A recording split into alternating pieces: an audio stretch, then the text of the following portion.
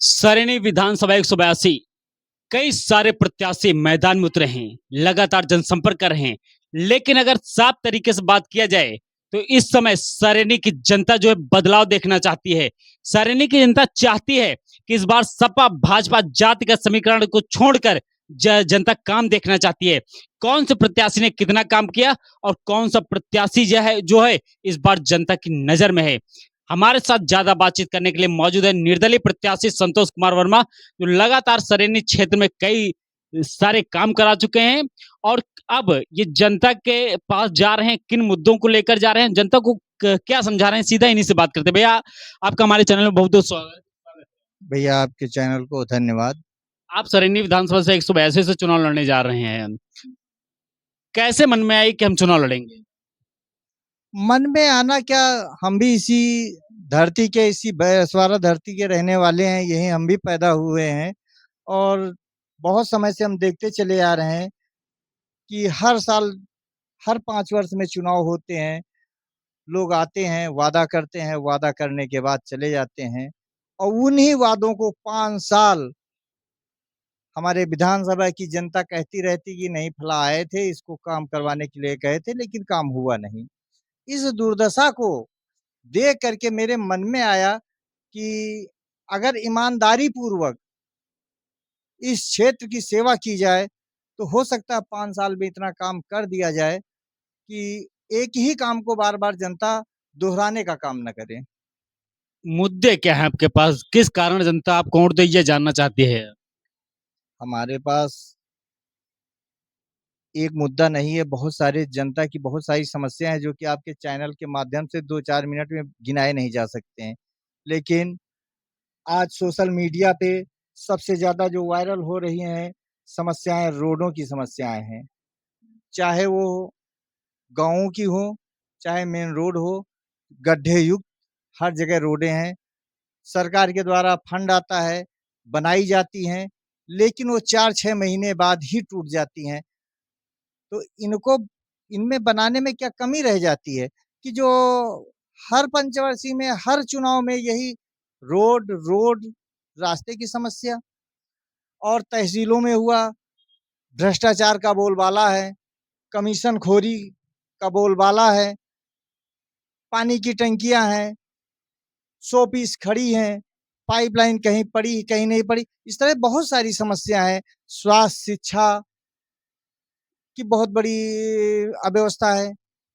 गांव की समस्या दूर करने के लिए सरकार प्रधान बनाती है, वहीं पर जिला पंचायत सदस्य बनाए जाते हैं, विधायक बनाए जाते हैं, मंत्री बनाए जाते हैं।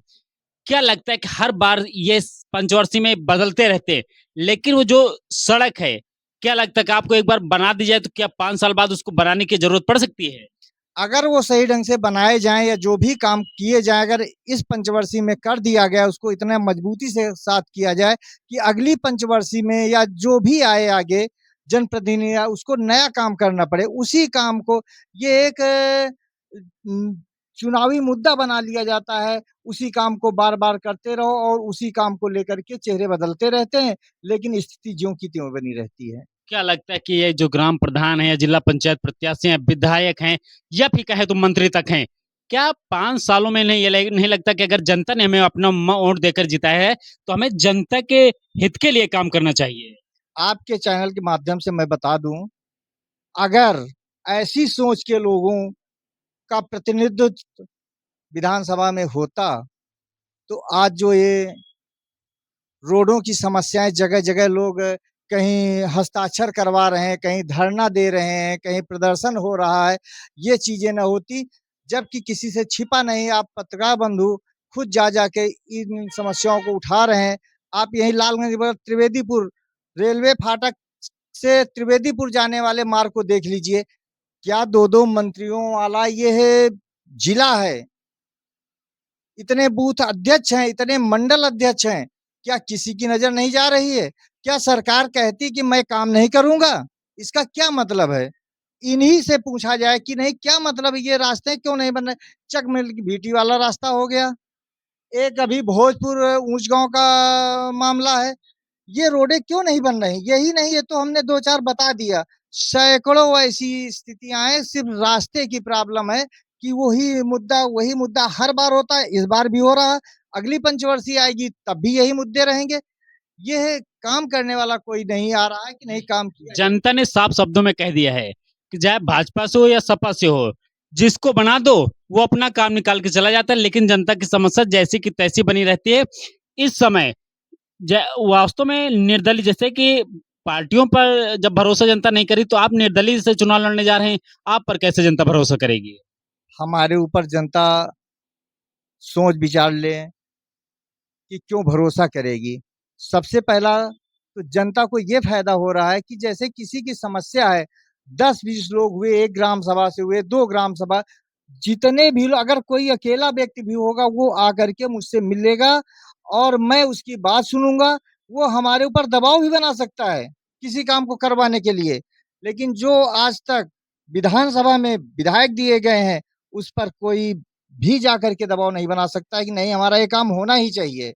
तो जनता को ये सोच लेना चाहिए कि उसको प्रतिनिधित्व का समय दे, मौका दे, जो कि आपकी बात को सुन करके आपके काम करे और आपके हक, आपके अधिकार को छीन करके अपनी झोली में न डाले। क्योंकि मैं ना तो काफिले पे भरोसा करूंगा, ना काफिले वाला हूं, ना सभाओं पे भरोसा करूंगा। क्योंकि जितना पैसा हम काफिले में या सभाओं में खर्च करेंगे, उतना पैसा अगर जनता की समस्याओं को दूर करने में लगा देंगे तो 5 साल में काफी हद तक समस्याएं दूर हो सकती हैं।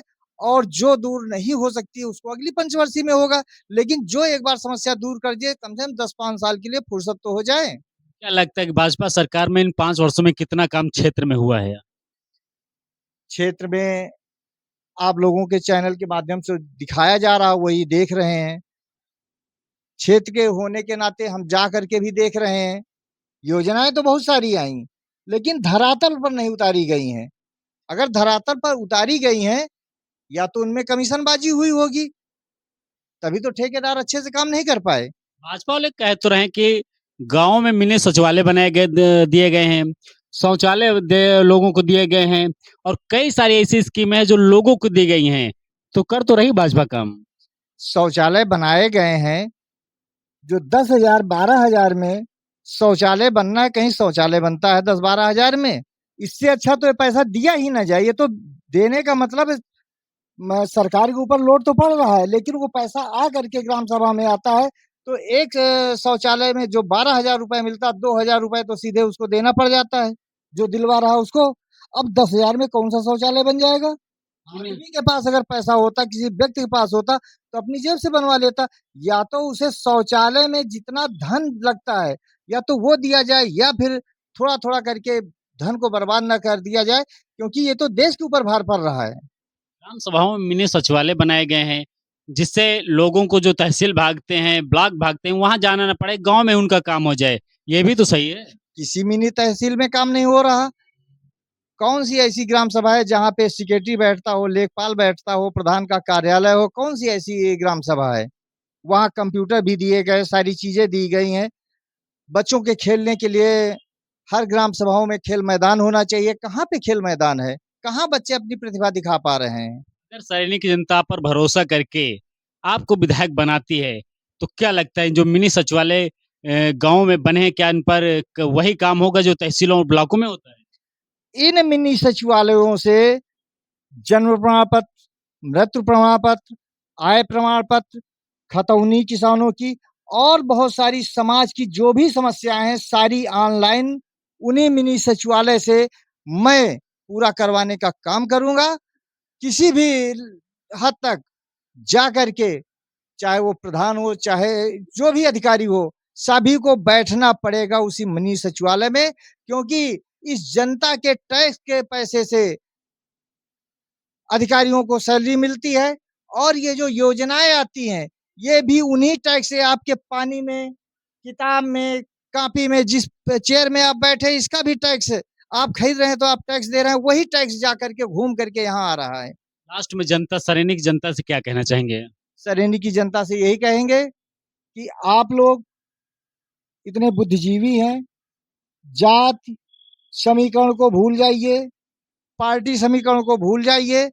आप लोग अपने विकास की बात याद रख कर के ऐसे व्यक्ति के हाथों में प्रतिनिधित्व करने का मौका दें, जो कि वास्तव में आपकी समस्याओं को दूर कर सके। और कहने के लिए जैसे मैं कह रहा हूँ, सभी लोग कहते हैं कि मैं ये समस्या दूर कर दूँगा, लेकिन समस्या वही दूर कर पाएगा जिस पर जनता का दबाव होगा। अगर जनता अपना दबाव नहीं बना पा रही तो कोई किसी की नहीं सुनेगा। सरेनी की कुछ ऐसी ग्राम सभाएं हैं जहां पर आपने उनके हक के लिए लड़े और वो काम भी हो गया है। हाँ, हमने लड़ाई की है। अभी हमने एक बैरुआ ग्राम सभा की है, हाता से बल्दीपुरवा का रास्ता था, उसको पीडब्ल्यूडी से जेई को बुलाया, जेई आया, ऑनलाइन हमने उसकी एप्लीकेशन भी दिया, डीएम को दिया, सीडीओ को दिया, माननीय मंत्री जी को दिया, विधायक जी को दिया, सभी को लेटर यहाँ तक कि खंड विकास अधिकारी को भी हमने दिया है, डाक द्वारा रजिस्ट्री किया है। तब जाकर के उसमें हलचल हुई। आप मीडिया बंधु गए उस बात को उठाएं, तब जाकर के हलचल हुई। और यहाँ पीडब्ल्यूडी खंड सेकंड से जेई आया, उसका सर्वे किया, उसे नापा। यहाँ से हमने फाइल तैयार करवाया रायबरेली पीडब्ल्यूडी से, और यहाँ से असेंबली गई फाइल, लेकिन असेंबली से विधायक के दस्तखत होकर के फाइल नहीं लौटी। वो रोड उस मद में नहीं बन पाई। क्या लगता है कि अब ये चुनाव बाद अगर कोई अच्छा प्रत्याशी बना या आप ही बने तो ये काम सारे जो अधूरे पड़े हैं ये संभव हो पाएंगे? देखो, हम तो इस समस्या से त्रस्त हैं खुद ही। हम इस समस्या को झेल रहे हैं। मैं जानता हूं कि किस तरह से लोग समस्याओं को झेलते हुए परेशान होते हैं। जरूर उन समस्याओं को जमीनी हकीकत जमीन पर उतारने, और सभी को, मैं लोगों की तरह ये शब्द नहीं कहता हूं, ना इस पर भरोसा करता हूं। लोग आते हैं, कहते पिछड़े, दलित, शोषित, वंचित लोगों के हित की लड़ाई लड़ेंगे। मैं ये नहीं कहता हूँ। मेरी नज़र में पिछड़े, दलित, शोषित ये नाम नहीं आता। मेरे नज़र में सिर्फ एक ही आता, सर्व समाज का हित। सर्व समाज का हित होना चाहिए। कोई भी काम, अगर कोई रोड बनाया जाता है तो उसमें ना तो पिछड़ा चलेगा, ना तो दलित चलेगा, उसमें सर्व समाज चलेगा। तो वोट मांगने का लोगों का तरीका, हमारा तरीका दूसरा है। हम लोगों के काम करके उस पे भरोसा जताने का काम करेंगे। अगर जनता हमें आशीर्वाद देती है तो हम जरूर उसके विश्वास पे खरा उतरेंगे। ये थे हमारे साथ संतोष कुमार वर्मा जो सरेनी 182 से निर्दलीय प्रत्याशी हैं। अब इनका साफ कहना है कि अगर सरेनी की जनता इन्हें विधायक बनाती है तो कई सारे जो अधूरे काम पड़े हैं वो इनको पूरा करेंगे। सरेनी की जनता से निवेदन भी करते हैं कि जहां आप लोगों ने कई सारे प्रत्याशी को बार बार मौका दिया है, इनको भी एक बार मौका दें और ये जाकर आपका काम करें। कैमरा पर्सन के साथ में सवाल सिंह, फास्ट 24 रायबरेली।